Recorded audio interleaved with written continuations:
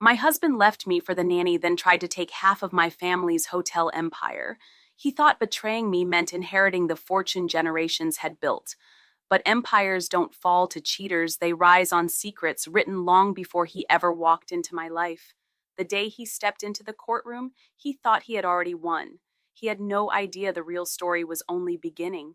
To understand how we reached that moment, I have to take you back to when the fairy tale began and the cracks first appeared.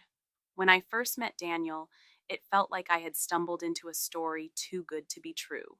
The night was one of those glittering evenings at my family's flagship hotel, a charity gala where every guest came dressed like royalty.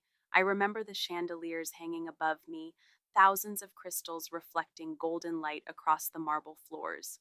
I grew up in those lobbies, surrounded by that grandeur, but had never felt smaller in a room than I did that night, just another daughter of the Velasco Empire, carrying a last name everyone recognized before they even recognized my face.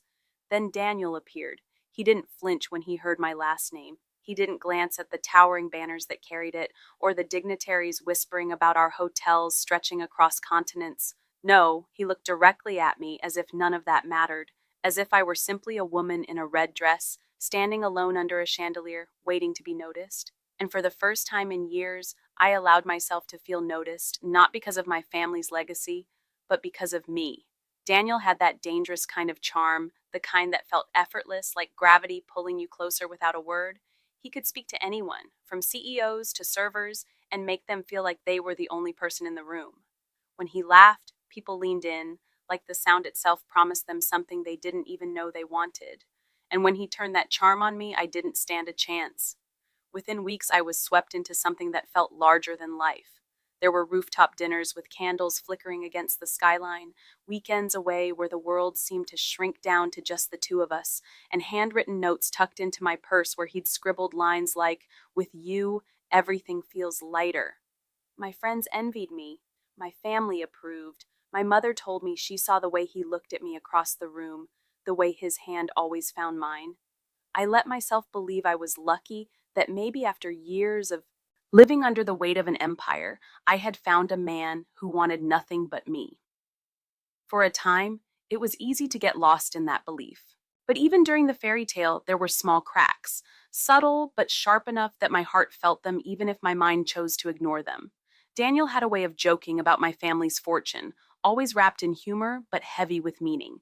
He'd say things like, "It must be nice, never having to worry about bills," or "convenient to be born into marble walls and gold plated elevators." He smiled when he said it, so I smiled back, but the words landed like stones. Once, after I came home late from the office, exhausted from back to back meetings about our European expansion, he smirked and said, "Don't stress yourself, it's not like you laid the bricks of those hotels with your own hands." I laughed it off because what else could I do? I wanted so badly to believe his love was pure, not tangled up in ambition or resentment. I told myself he was only teasing, that I was being too sensitive. But deep down, there was a voice, a quiet one, whispering that he didn't just love me, he loved what came attached to me. And every time I heard that voice, I shoved it down, buried it under the glow of another romantic evening, another kiss, another promise of forever. When he proposed, I didn't hesitate. He asked me in the grand ballroom of our Riviera hotel, in front of a fountain that had been flowing since my grandparents built it. He dropped to one knee, slid a diamond ring onto my finger, and told me he wanted to build a life with me. I said yes, with tears in my eyes and hope swelling in my chest, convincing myself that he wanted the life, not the empire. I wanted to believe that story more than it ever wanted anything. The wedding was everything people expected it to be: lavish, dazzling, unforgettable. The ballroom glowed with candles, the air filled with music, and the guests whispered about the merging of beauty and wealth, love and legacy. I walked down the aisle surrounded by my family's empire, and when I said yes to Daniel, I truly believed I was stepping into forever. For a while, it felt like maybe I was right. For a while, I let myself live inside that fairy tale as if nothing could touch us. But fairy tales are easy to stage, and behind the sparkle, the cracks were always waiting. I just didn't see how quickly they would widen once the honeymoon ended and real life took over. The first crack split open when Daniel told me we needed help at home.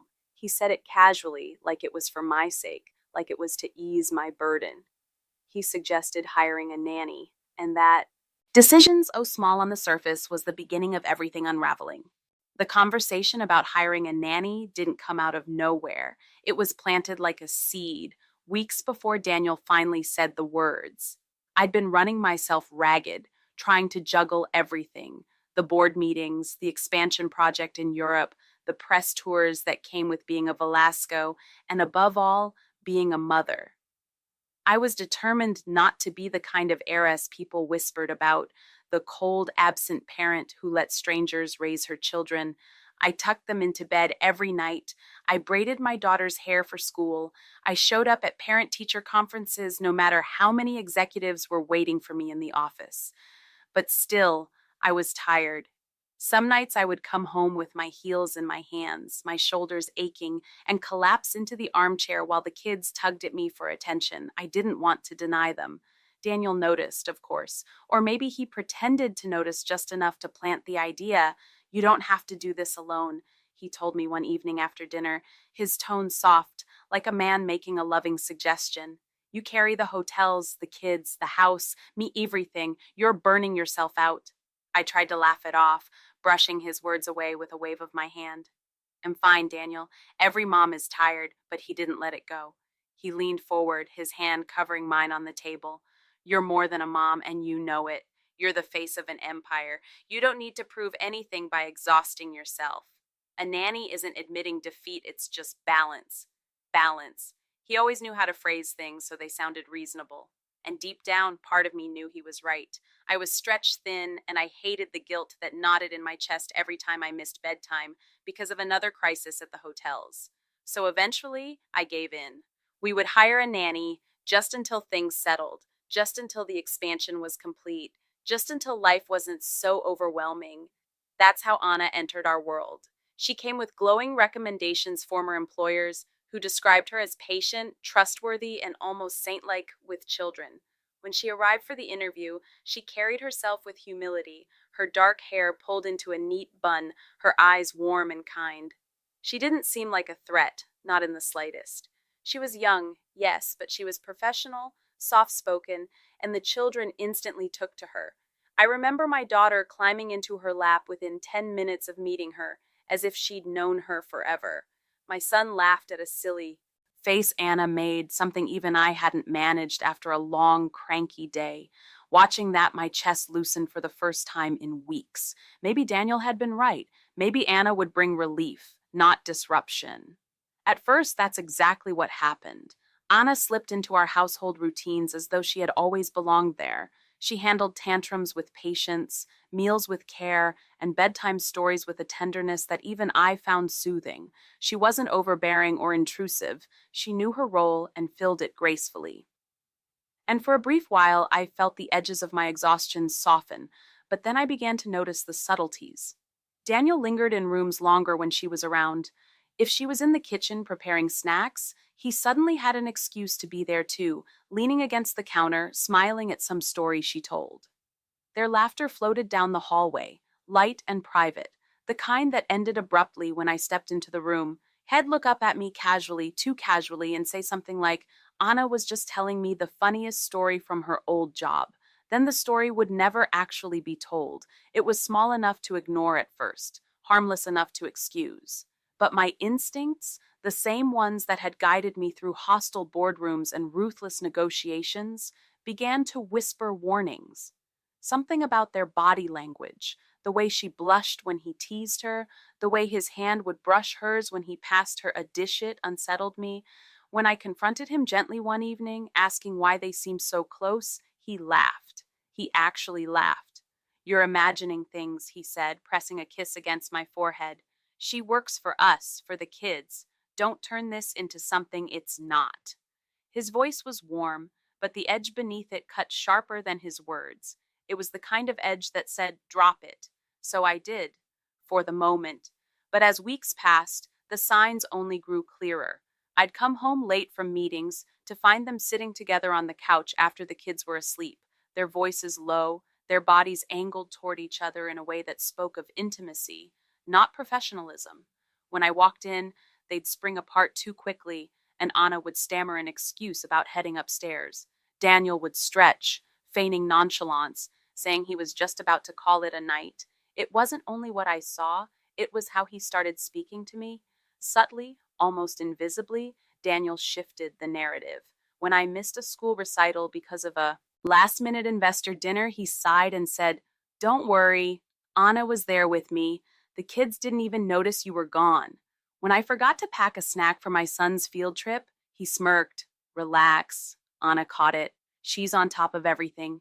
Each word was a blade slicing at my role as a mother, reducing me in my own home. Suddenly, Anna wasn't just helping, she was filling in, replacing, making me unnecessary.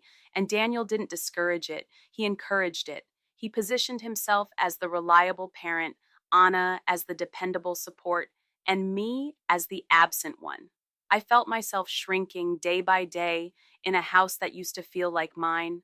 The walls echoed differently. The laughter didn't include me anymore. And the children, innocent and unknowing, adored Anna more with each passing day. Every time they clung to her side, my heart clenched with jealousy and fear. I was losing them not because I didn't love them, but because someone else was quietly taking my place while the man I married let it happen. When I tried to raise these feelings, Daniel's responses were sharper now, less patient. "You're stressed," he'd snap. "You're paranoid. Stop inventing problems. She's just the nanny." His words carried that finality meant to silence me, and most nights they did. But silence is not peace. It's only the space where betrayal grows roots. And though I tried to smother my doubts, my instincts refused to die. They were screaming inside me, begging me to see what I already knew in my bones, that something had crossed a line I couldn't uncross. I didn't know when the truth would hit me or how, but I knew it was coming. The cracks in my marriage were no longer invisible hairlines. They were widening, groaning, threatening to split my life wide open. And the night it finally broke, it happened without warning, shattering everything I believed about Daniel, about Anna, and about the future I thought I had secured.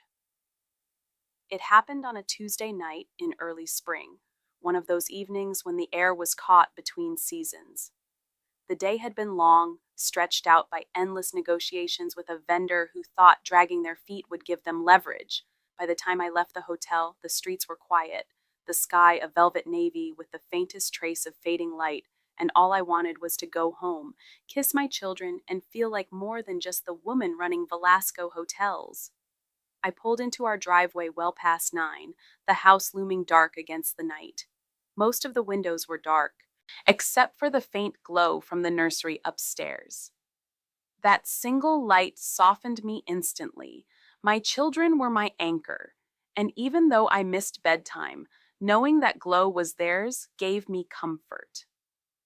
I slipped inside quietly, setting my heels down by the door, already planning to sneak upstairs and press a kiss to their foreheads. That's when I heard it, a sound that stopped me mid-step, a laugh, not my children's laughter. It was deeper, lower, Daniel's. His laugh was quiet, almost conspiratorial, the kind he used when he wanted to pull someone in on a private joke. It was followed by a softer sound, feminine, hushed but unmistakable. Anna. The realization struck me like a sudden drop in temperature, a chill spreading across my skin. I told myself I was imagining it, that maybe she was reading a bedtime story, maybe Daniel was just checking in, but something in the tone, the warmth, the intimacy made my stomach twist into knots. I moved slowly down the hallway, my bare feet silent against the wood, my heart pounding so hard I worried it might give me away. The laughter was coming from the nursery, the room where our children's toys were scattered across the floor, the room meant to be safe, sacred. I pressed my hand to the door, my fingers trembling, and pushed it open just a fraction. What I saw on the other side will never leave me. Daniel sat too close to Anna, his body angled toward hers, his hand resting casually, no, possessively on her waist. He leaned in, whispering something against her ear, and she tilted her face toward him, smiling, her cheeks flushed in a way I had never seen when she looked at me. The toys lay forgotten around them, a mockery of innocence in a moment that was anything but. My breath caught in my throat. The air seemed to collapse in the room, suffocating me where I stood. I clutched the doorknob so tightly my knuckles went white, my whole body trembling with shock and rage. For a moment I couldn't move, couldn't breathe. It was as though time itself had frozen, forcing me to stare at the undeniable truth of my husband's betrayal. I pushed the door open wider, the hinges creaking loud in the silence.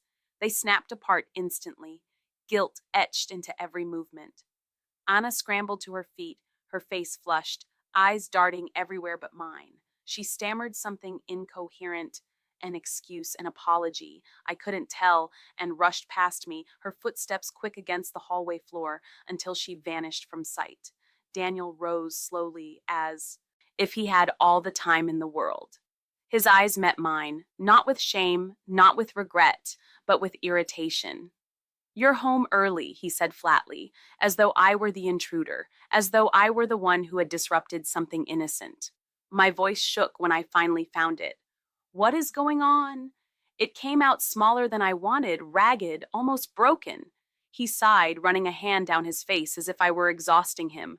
"Don't be ridiculous, Sarah. Nothing's going on." "I saw you," I whispered, the words shaking, my chest burning with disbelief and fury. "Don't lie to me, Daniel. I saw you." That was when he smiled, and that smile was worse than the scene I had just witnessed. It was a smirk, laced with cruelty, the kind of smile a man gives when he believes he's untouchable. "You're imagining things again. You've been stressed, overworked. You don't even know what you're seeing anymore. Gaslighting. Pure, calculated gaslighting." He wasn't denying it, not really. He was twisting it, shaping it into a story where I was the problem, where my exhaustion had clouded my judgment, where my instincts were nothing but paranoia. But I knew what I had seen. I knew what I had felt. And no amount of smug dismissal could erase the image of his hand on her waist, of her leaning into him in the room where our children slept. The fury inside me boiled, but my body felt numb, frozen between wanting to scream and wanting to collapse. For years, I had silenced my instincts for the sake of peace, for the illusion of love. But that night, in the nursery, the illusion shattered into shards sharp enough to cut me open. I didn't scream, I didn't throw things. I simply turned and walked away, my legs carrying me on autopilot, my chest tight with the effort of holding myself together. Daniel followed me to the bedroom later, slipping beneath the covers as though nothing had happened. He fell asleep easily, breathing deeply beside me, while I lay awake, staring at the ceiling, my world spinning out from under me. I thought that betrayal, his infidelity, his shamelessness was the worst of it. I thought catching him with Anna was the end of the story. But I was wrong. That was just the beginning. Because what I would overhear days later, what he would admit when he thought I wasn't listening, was darker than an affair. It wasn't only my marriage he was betraying. It was my family's legacy, my father's empire, the very foundation of everything we had built. He wasn't content to take Anna. He was planning to take everything. For days after the night I caught them in the nursery, the house existed in a strange kind of silence. Anna avoided me, keeping her eyes down whenever we crossed paths, her voice barely above a whisper when she spoke to the children. She moved through the house like a ghost, careful, nervous, guilty. But Daniel? Daniel carried on as if nothing had happened. He still kissed the children goodbye in the mornings, still poured his coffee, still adjusted his tie in the mirror like the perfect husband preparing for a long day at the office. He didn't flinch when our eyes met across the table. He didn't acknowledge the way my hands trembled when I picked up my fork. He simply smiled, that same infuriating smile, the one that said, "You won't do anything about it." The arrogance of it burned me from the inside out. Every night I lay awake, staring at the ceiling while Daniel slept peacefully beside me, his breathing deep and steady, his arms sometimes draped across me as though claiming ownership over my very body. I wanted to shove him away. I wanted to scream, but my voice was caught in my throat, strangled by years of believing love meant swallowing pain to keep the peace. It was late one evening when the silence finally broke. I came home from a long day at the hotel, weary from putting out fires on 3 different properties, to find a manila envelope sitting neatly on the kitchen counter. My first thought was that it was something from the children's school or some minor bill that had been misplaced, but the moment I touched it, I knew. The weight of it, the thickness of the papers inside, the official seal pressed against the corner, it was too deliberate, too heavy. My fingers trembled as I tore it open, my eyes racing down the lines of text. And there it was, spelled out in cold, clinical legal language: divorce, petition for dissolution of marriage, a list of claims, demands, and proposed settlements. My stomach turned to stone as I read the words, each one slamming against me like a hammer blow. He wanted custody arrangements, he wanted access to accounts, and above all, he wanted half of everything. And not just half of our shared accounts or the properties we had acquired together. He was claiming rights to Velasco Hotels, my family's empire, the blood and sweat of generations, the legacy my father had entrusted to me. He wanted half of the hotels, half of the profits, half of the business that bore my name before he ever stepped into my life. For a moment, the world spun. I sank into a chair, the papers shaking in my hands, my heart pounding so loudly I could hear it in my ears.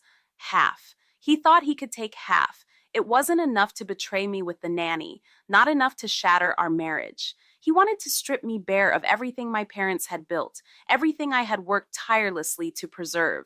When I confronted him that night, he didn't even try to hide it. He stood in the doorway of our bedroom, arms folded across his chest, his expression calm, almost bored, as though this was just another business negotiation. "It's only fair," he said smoothly. "We've been married long enough. I've contributed to this life too." The audacity of his words nearly knocked the breath out of me. Contributed? My voice broke on the word, rising with disbelief and rage. "Daniel, you didn't build Velasco hotels. You didn't sit at those endless boardroom tables. You didn't sacrifice your health, your time, your sanity to keep the empire running. You didn't stay awake at night wondering how to save hundreds of jobs when the economy collapsed. You didn't bleed for this. My parents did. I did, not you." He tilted his head, that smirk tugging at the corner of his lips, and it chilled me to my bones. "Marriage is partnership, Sarah. What's yours is mine. Isn't that what you said when we exchanged vows?" His voice dropped lower, mocking, venomous. Besides, courts love a good story. The hard-working husband abandoned by his cold, workaholic wife. The woman, too, obsessed with her hotels to care about her own family. Imagine the headlines. They'll eat it up. I stared at him, my chest heaving, every muscle in my body trembling. "You're going to paint yourself as the victim?" I whispered. He shrugged, entirely unbothered. "Why not? Everyone loves a good underdog." Poor Daniel Chen, the man who sacrificed everything for his wife while she ignored him, too busy playing heiress to notice her marriage was falling apart. His smile widened, cruel and deliberate. "It's perfect." I wanted to lunge at him. I wanted to rip that smile from his face, to shake him until the smugness cracked. But instead, I stood frozen, my heart pounding in my ears, my vision swimming with fury. My voice came out low, broken, but filled with steel. "You will never get it. Not the hotels, not the empire, not what my family built with their bare hands." His smirk only deepened, his eyes narrowing with triumph. "Well, see. Judges have a funny way of deciding who deserves what. And trust me, Sarah, I deserve more than you've ever given me." The words lodged in my chest like a dagger. He turned and walked away, leaving me standing in the center of our home with the papers still trembling in my hands. I sank into a chair, staring down at the lines of legal text. And for the first time in my life, I felt the weight of the empire pressing down on me, threatening to crack. That night, long after Daniel had fallen asleep, I sat alone at the dining table with the papers spread out before me. The house was silent except for the ticking of the clock, each second stretching like a countdown. My father's words rose unbidden in my mind, words he had spoken to me when I was younger, when he first taught me what it meant to carry the Velasco name. "The greatest danger to our legacy will never come from outside competitors. It will come from someone you let inside. Someone who thinks love gives them a right to what they never built." I finally understood what he meant. Daniel had never loved me the way I thought he had. He had loved the empire. He had loved the idea of power, the shine of the name, the security of a life already built. He hadn't married me for who I was. He had married me for what I carried. For a moment, I wanted to break. I wanted to crumble beneath the betrayal, to let the grief consume me. But then another voice rose inside me, my father's again, steady, unyielding. An empire is only as strong as the one who defends it. I lifted my chin, wiped my tears, folded the papers neatly back into the envelope. Daniel thought I was weak. That betrayal would paralyze me. That fear would make me compliant. He thought he could charm the courts, twist the story, and walk away with half of my inheritance, but he was wrong. He had underestimated me, and he had underestimated the empire, because Velasco Hotels wasn't just a business, it was a fortress, and buried deep within that fortress was a secret Daniel had no idea existed, one that would change everything when the time came. After Daniel's demand, after the shock of reading those cold words on legal paper, I couldn't sleep. Nights became endless hours of pacing the floor, replaying memories, hearing my father's voice in my head, feeling my mother's hands on my shoulders. By day, I kept working, showing up at board meetings, signing contracts, nodding at investors who trusted my composure. But inside, I was unraveling. I wasn't just fighting a divorce, I was fighting for everything that defined me. One morning, when I felt I could no longer breathe inside my own home, I drove without thinking. My car seemed to know the way on its own. Before I realized where I was going, I had pulled up in front of the very first Velasco Hotel. The sight of it caught me like a punch to the chest. It wasn't as tall as the others, not as glamorous, not the shining jewel of our portfolio, but it was the beginning, the soul. The building was old, its stones weathered by decades of storms and sun, but it stood firm, proud. I stepped out of the car, and for a moment I simply stared, the early light softening the fad, the windows glowing faintly like they were alive with memory. I could see my father's shadow in the doorway, sleeves rolled to his elbows, dirt under his nails, sweat dripping from his brow as he supervised workers. I could hear my mother's laughter as she haggled with suppliers, stretching every dollar until it bent. When I walked inside, the smell hit me instantly, not the perfumed crispness of our modern resorts, but something earthier, more human. Lemon polish, old wood, a faint trace of time itself. It smelled like sacrifice, like effort, like long nights and longer days. I trailed my fingers along the banister of the staircase, worn smooth by generations of hands, and I felt their presence in every grain of wood. My parents had started with nothing. My father had grown up poor, the son of a farmer whose crops rarely paid enough to keep food on the table. My mother had spent her girlhood in her uncle's bakery, learning to knead dough before dawn, learning to bargain with customers who always wanted more for less. They weren't supposed to build an empire. They weren't supposed to be anything but ordinary. But together, they took their chance.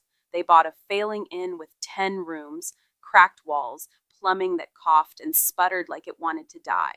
People laughed at them, said they'd wasted their savings, said no one would ever stay there. But my father worked construction by day and rebuilt that inn by night.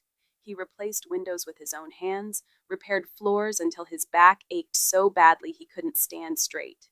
My mother cooked meals for the guests, scrubbed bathrooms until her fingers were raw, and still found time to comfort my father when exhaustion broke him down. I remember them telling me the stories when I was a child, nights when they had nothing to eat but scraps left over from the guests' plates, days when they wondered if the bank would repossess everything. Arguments that ended with both of them in tears, then both of them at the front desk, greeting guests with smiles because failure wasn't an option. And then slowly, the inn filled. One guest told another. People began to say, "Stay at the Velasco Inn. They'll treat you like family." Room by room, brick by brick, the Velasco Empire was born. By the time I was old enough to walk, I was already part of it. I folded laundry in the back room.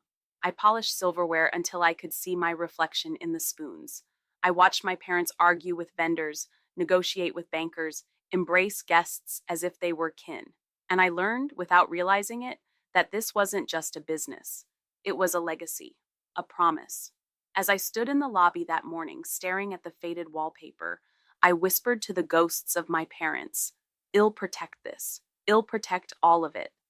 My throat burned, my eyes blurred with tears I refused to let fall, because if I cried, I might fall apart, and falling apart wasn't an option.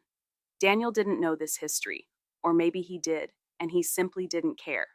To him, the hotels were glass towers, vaults filled with money, a name to flaunt in front of strangers. To me, they were blood and sweat and memory. They were the nights my mother went without dinner so a guest could eat. They were the mornings my father dragged himself out of bed with aching bones to make sure a boiler worked. They were my childhood, my identity, my family's heart.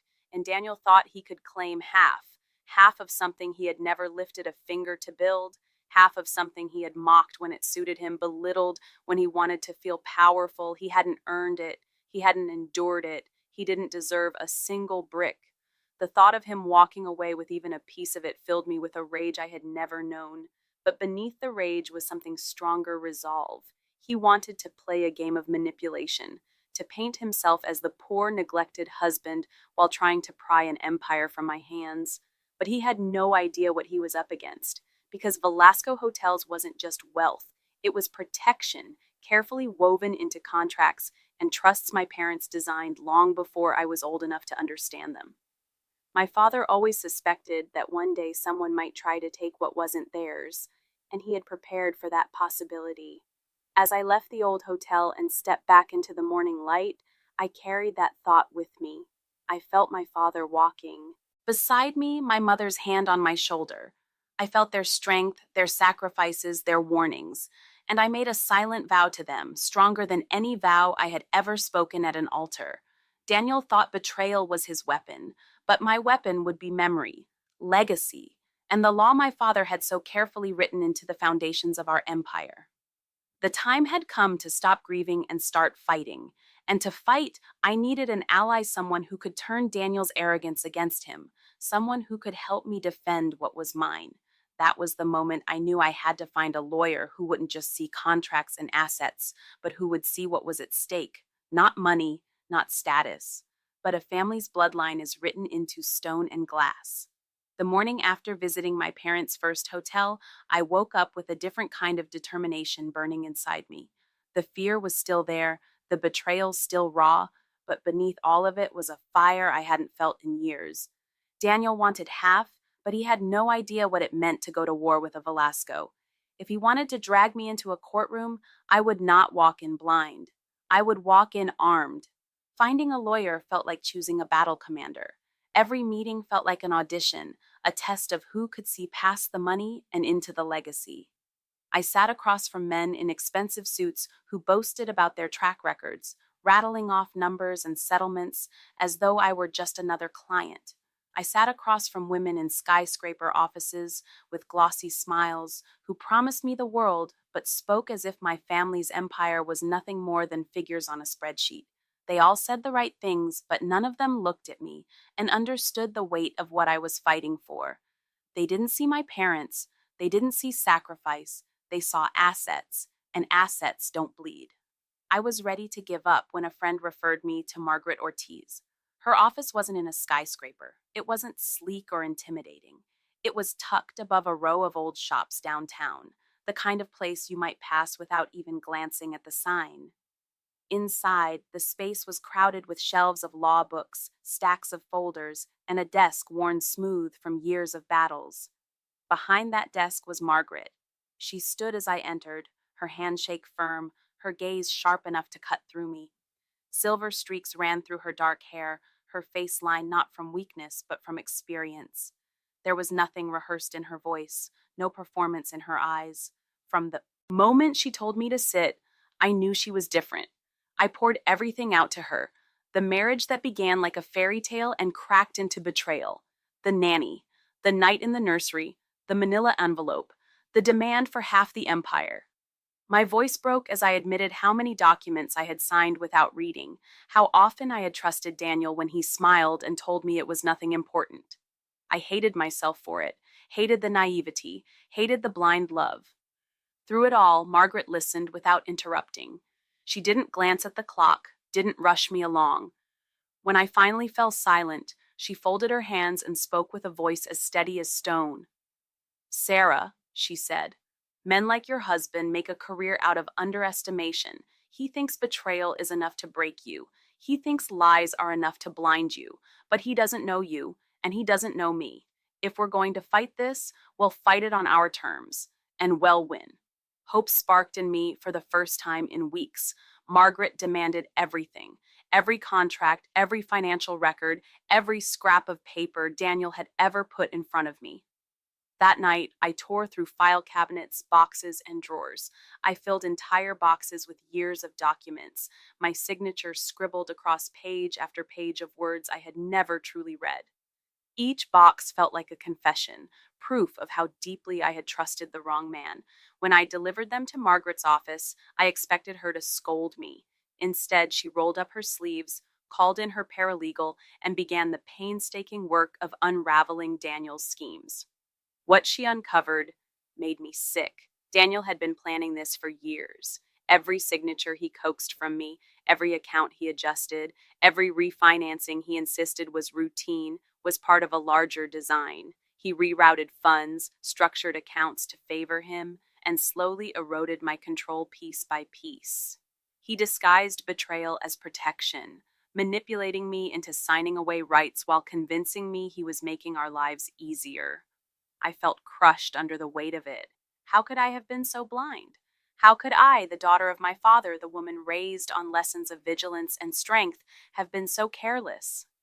I confessed these thoughts one evening to Margaret, shame spilling from me like poison. She leaned forward, her eyes blazing and her voice cut like steel.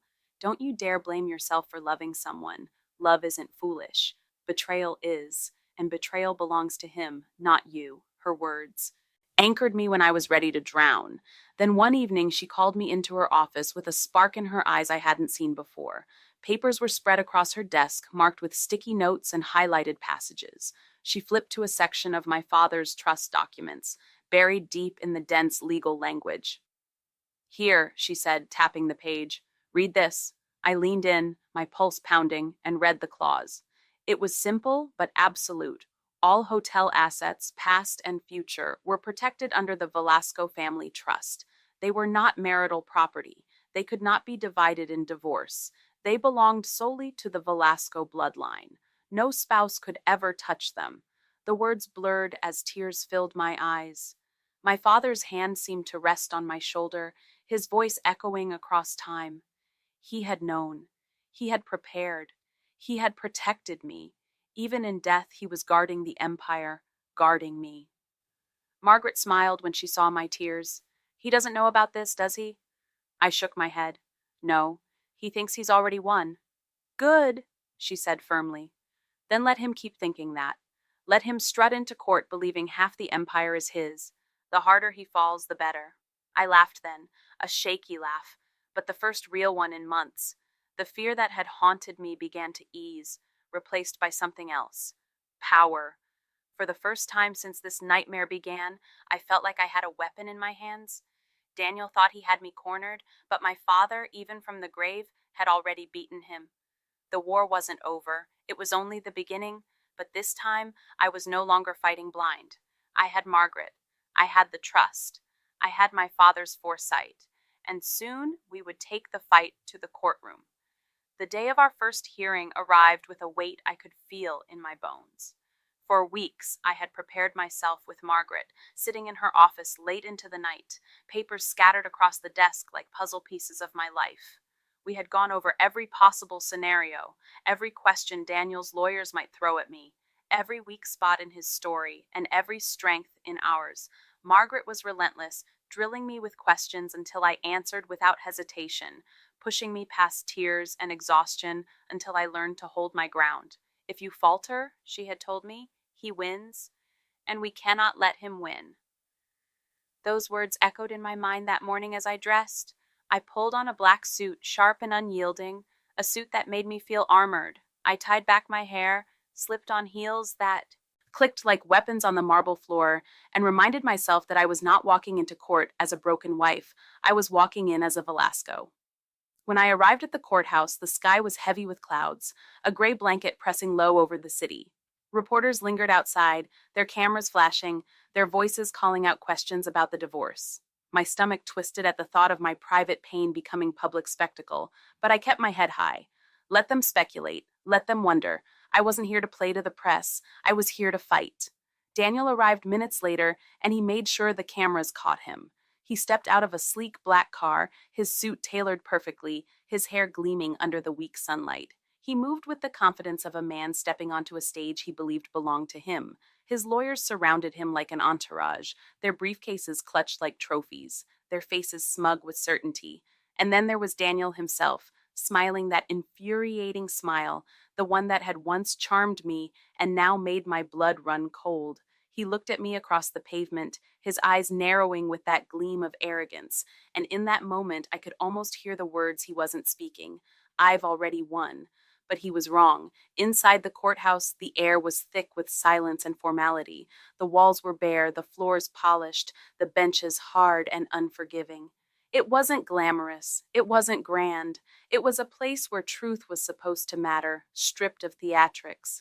Yet when Daniel walked into the courtroom, he carried himself as if it were his stage. He sat at the plaintiff's table, straight-backed, his face carefully composed into a mask of quiet dignity.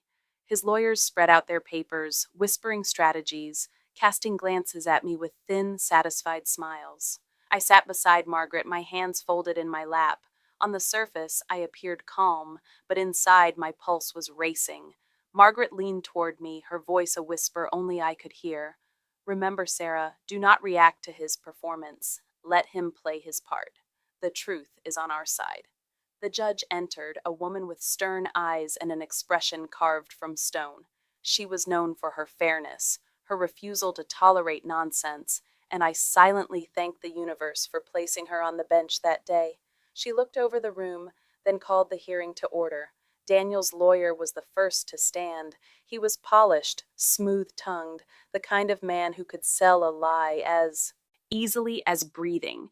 He painted Daniel as the epitome of sacrifice, a loyal husband who had endured years of neglect while I, his ambitious wife, poured all my time and energy into hotels.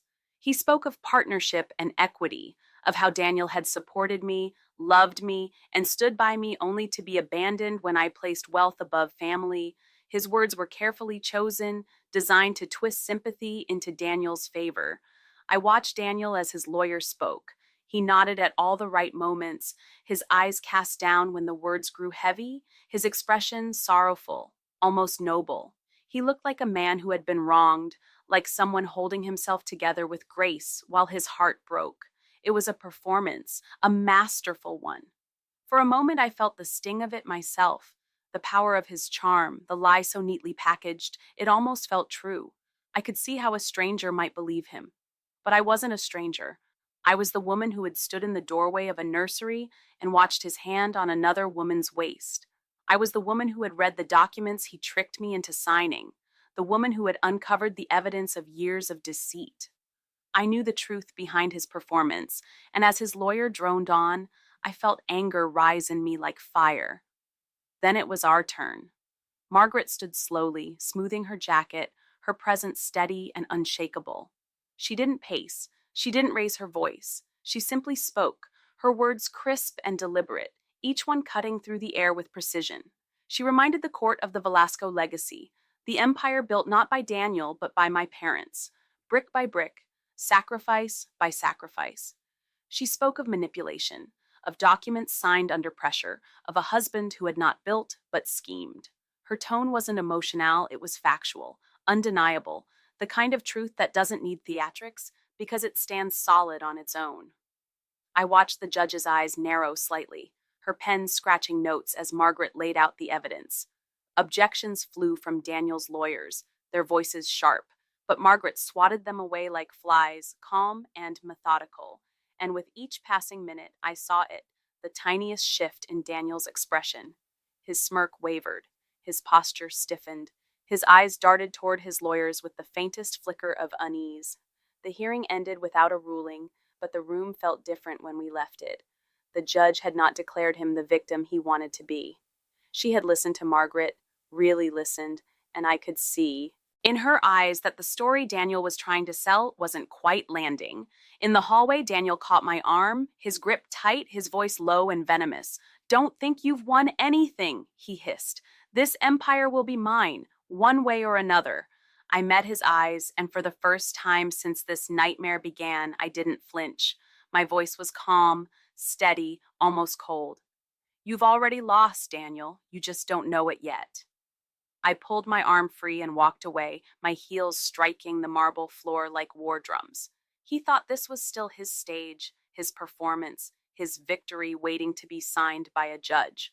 But he had no idea the script had already changed. He didn't know about the clause buried deep in my father's trust, the iron lock he could never break. And soon, when Margaret chose the right moment to reveal it, Daniel's entire performance would crumble in front of everyone.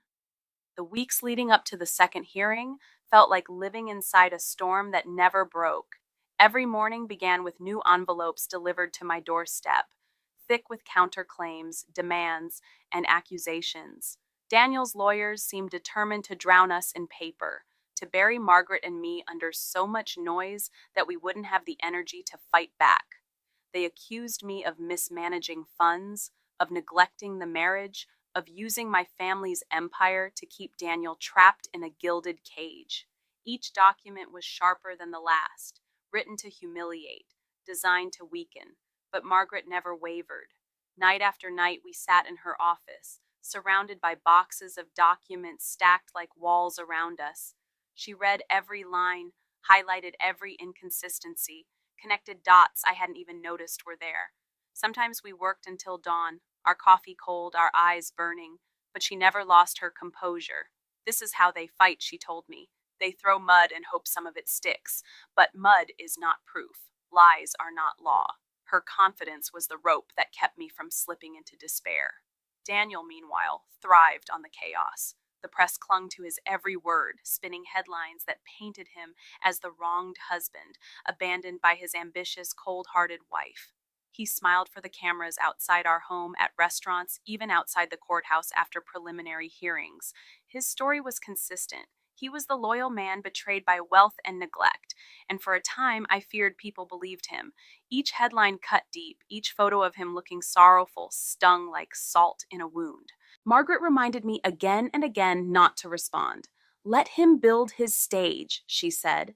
"The higher he climbs, the harder he falls. And he will fall, Sarah. Trust me." When the day of the second hearing arrived, the courthouse was swarming with reporters. Flashbulbs lit up the steps like lightning. Voices shouted questions, microphones thrust forward. And then I saw him. Daniel emerged from a sleek black car, dressed in a charcoal suit, his tie perfectly knotted, his cufflinks glinting in the morning sun. But it wasn't his appearance that made the air leave my lungs. It was the woman on his arm. Anna. She was no longer the modest nanny I had once welcomed into my home. Her hair was styled in glossy waves, her makeup sharp, her clothes designer and tailored. She walked beside Daniel like she belonged there, chin lifted, eyes cool and defiant. My chest constricted at the sight, the betrayal suddenly louder than ever, paraded now for the entire world to see. He wasn't just destroying me in private anymore. He was flaunting it. I forced myself to keep walking, ignoring the cameras and the whispers, ignoring the sting of humiliation burning hot in my veins. If Daniel thought parading his mistress would break me, he was wrong. I would not let him see me falter. Inside the courtroom, Daniel's arrogance filled the air like smoke. He sat taller than anyone else, his hands folded neatly on the table, his expression a perfect balance of confidence and humility. His lawyers whispered to him with smug certainty, spreading papers across the table like they were laying out blueprints for victory. I sat beside Margaret, my hands steady in my lap, my eyes fixed on the judge's bench. When the judge entered, Daniel's lawyer rose with practiced ease. His words were smooth, polished, dripping with feigned sincerity.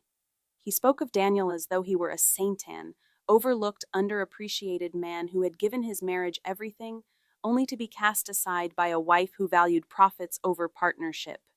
He used words like fairness and sacrifice as weapons, framing Daniel as the victim, me as the villain, and Daniel played his part flawlessly.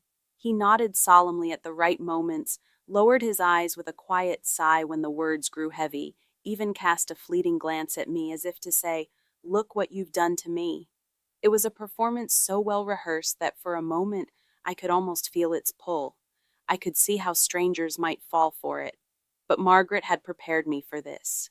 A moment. She had told me, do not react, let him perform. A performance cannot survive truth. So I sat still, my face calm, my back straight, though inside my heart pounded with fury. Then Margaret stood. Her presence shifted the entire room. She didn't raise her voice, didn't pace, didn't waste words. She was precise, controlled, and devastating. She began by laying out facts, not emotions. She presented documents Daniel had pressured me to sign, contracts that granted him access to funds that were never his. She showed bank transfers timed perfectly with moments when I was most distracted, during investor summits, during the week of my father's funeral, even the night I had given birth.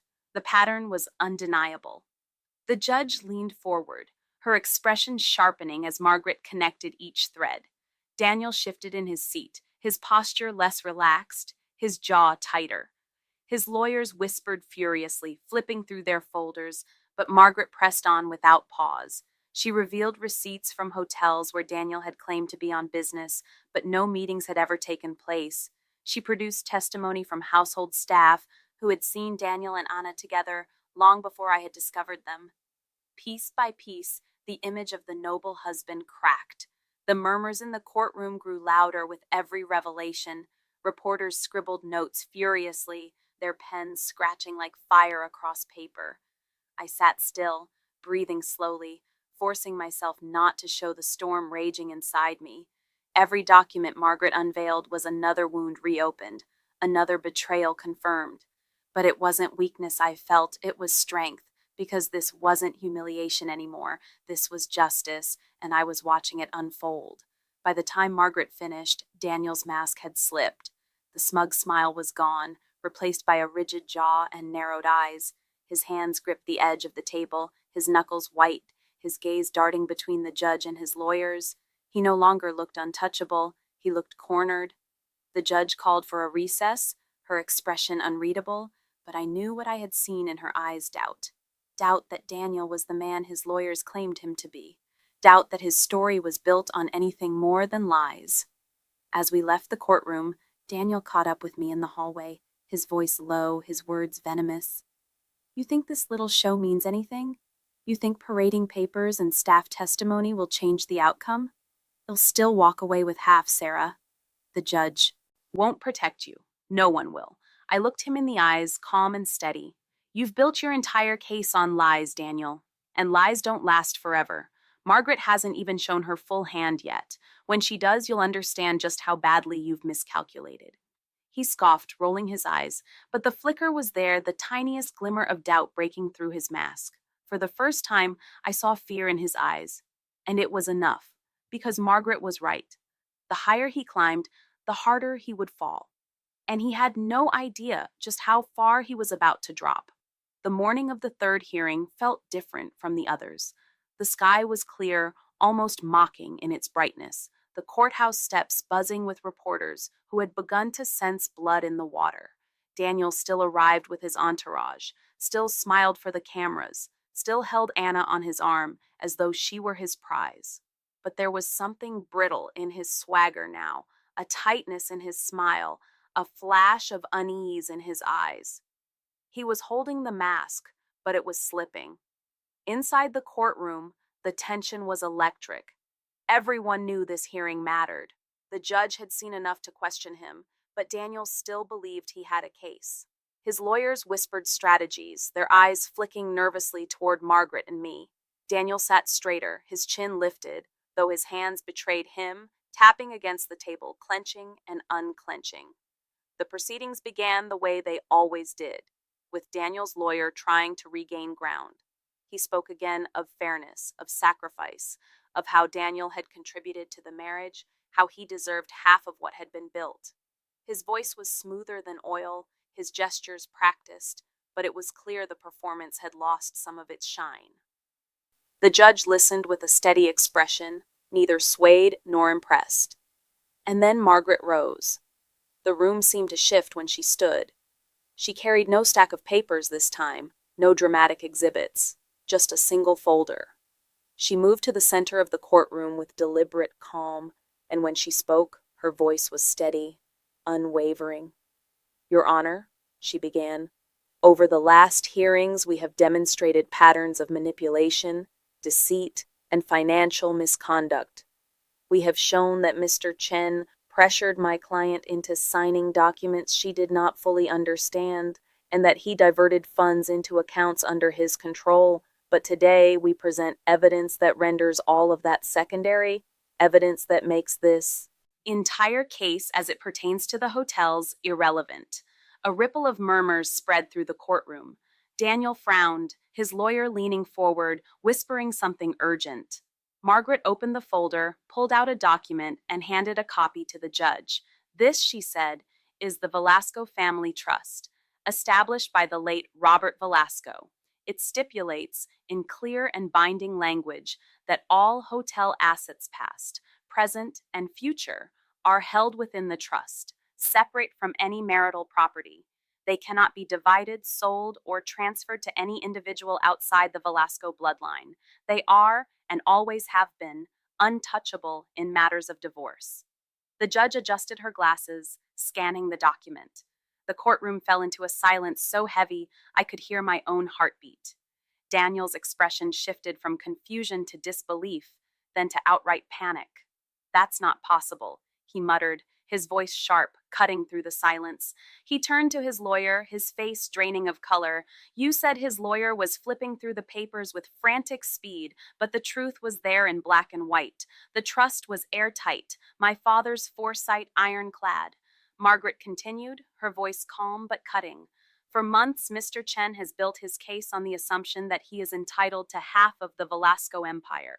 He has sought to portray himself as a partner in its creation, deserving of its wealth. But this trust proves what we have always known. He had no claim. Not yesterday. Not today. Not ever.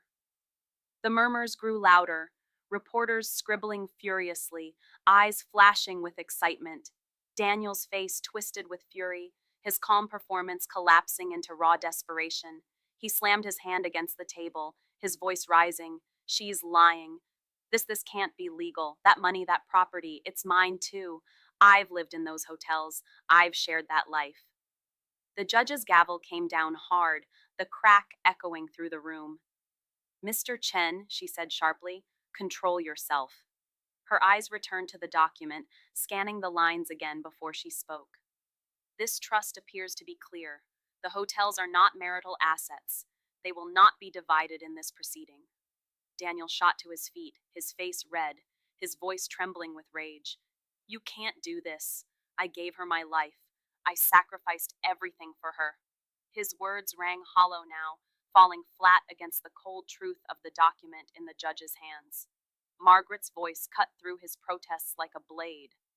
What you sacrificed, Mr. Chen, was your integrity. And integrity cannot be bought, stolen, or claimed in a divorce settlement. The Velasco Empire remains where it belongs with Sarah Velasco. I sat there, my heart pounding, my hands gripping the edge of the table, and for the first time since this nightmare began, I felt the weight lift. My father's voice echoed in my mind, steady and proud. I knew. I prepared. I protected you. Daniel collapsed back into his chair, his face pale, his hands shaking. The smug smile was gone, the arrogance stripped away. For the first time, he looked small. And I knew then, in that moment, that the battle for my family's empire was over. The silence that followed Margaret's revelation was suffocating. It wasn't the ordinary quiet of a courtroom. It was the kind of silence that weighed down on your chest, that made every breath feel like a disruption. Daniel sat slumped in his chair, his skin pale, his jaw tight, his hands clenching and unclenching on the table. His lawyers frantically shuffled through their papers as if somewhere, hidden in the stacks, they might find a lifeline. But there was none. The truth was there in black and white. The trust was airtight, my father's foresight unbreakable. The judge adjusted her glasses and fixed her eyes firmly on Daniel. Her voice cut through the room, steady and unyielding. Mr. Chen, This court has reviewed the documents presented. The Velasco Family Trust is valid and binding. The hotels, the brand, and all associated assets are not marital property and will remain under the sole control of Mrs. Velasco. They are not subject to division. The words hit like a thunderclap. I felt my body shiver, my chest constrict as tears burned at the corners of my eyes. For weeks I had carried the fear that everything my parents built would be taken from me, stripped away piece by piece, but now I knew it was safe. My father's voice echoed in my mind, calm and steady as if he were still here. I knew. I prepared. I protected you. Daniel shot to his feet, his composure gone. His voice rang through the courtroom, raw and desperate. This isn't fair. I gave her everything. I built a life with her. I deserve something. I deserve half. His words cracked, breaking under the weight of his panic. His performance was gone now, stripped bare to the truth. He was no noble husband, no victim of neglect. He was a fraud revealed under the bright light of justice. The judge's gavel slammed against the bench, the sound sharp as a whip. "Sit down." "Mr. Chen?" she commanded, her patience razor thin. He froze, still trembling with rage, but obeyed. Her eyes scanned the room before she continued. "You will have your fair share of the marital assets acquired outside of this trust. But as for the hotels, you have no claim. They are not yours to take, and they never were." She turned to me then, her gaze softer but firm. "Mrs. Velasco, the trust remains intact. The Velasco Empire is yours, as your father intended." I nodded, unable to form words past the lump in my throat. Relief flooded through me, heavy and overwhelming, but sweet. The judge wasn't finished. Her voice rang out again, firm and decisive. Furthermore, given the evidence of Mr. Chen's attempts to manipulate financial documents and conceal assets, this court finds him guilty of acting in bad faith. Therefore, the prenuptial agreement is void. Mrs. Velasco will retain her inheritance and is entitled to 50% of all remaining marital property. Additionally, Mr. Chen will be responsible for covering her legal fees in their entirety. The room erupted in murmurs, the scratching of pens and the clicking of cameras filling the air as reporters scrambled to capture every word. Daniel stood frozen, his mouth hanging open, his face drained of color. He turned to his lawyers, spitting words through clenched teeth, but they only shook their heads. They knew it was over. There was nothing left for them to do. Margaret placed her hand on mine, her grip firm and grounding. "It's done," she whispered. "It's over." When the gavel struck a final time, the hearing was closed. People began to rise, shuffling out of the room, but Daniel remained seated for a long moment before stumbling to his feet. He followed me into the hallway, his face twisted with rage and desperation. "Sarah, please," he begged, his voice hoarse, his tone frantic. "This isn't what I wanted. We can fix this. We can start over. I made mistakes, but I still love you." I turned to face him fully, meeting his eyes with a calm I hadn't felt in years. My voice came steady, low, sharp.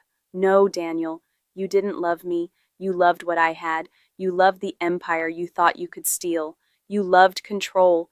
But you never loved me, and now you have nothing."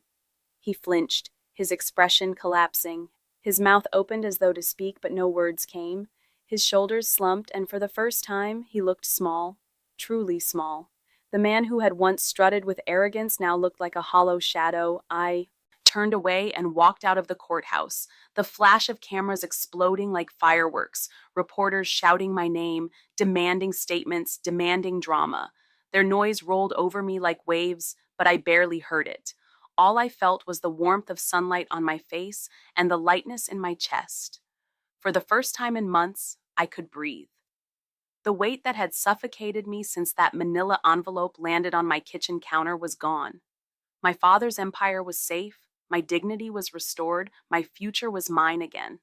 I thought of my father then. I thought of his strong hands, rough from years of labor, guiding mine as a little girl. I thought of his voice teaching me that worth is not measured by money or titles, but by character and courage. I thought of how he had lived and how he had sacrificed, not to build a business for himself, but to protect a future for me. Even in death, he had been there, shielding me, saving me from the man who had sworn to love me but tried to destroy me. As I stood on the courthouse steps, I realized this was never just about saving hotels. It was about saving myself. Daniel had spent years convincing me that I was small, that I was lucky he had chosen me, that without him I was nothing. But the truth was clear now. I had always been enough. I had always been stronger than he believed, and I had proven it not for him, not for the world, but for myself. I turned away from the cameras, away from the noise, and walked toward my car with my head high and my steps steady. The Velasco Empire remained mine, untouched, unshakable. But more than that, so did my freedom. As I closed the car door behind me, I whispered one last promise to my father. I'll honor this, I'll protect it, and I'll never let anyone take it from me again, because sometimes the greatest victories are not the ones we win in court, but the ones we win inside ourselves.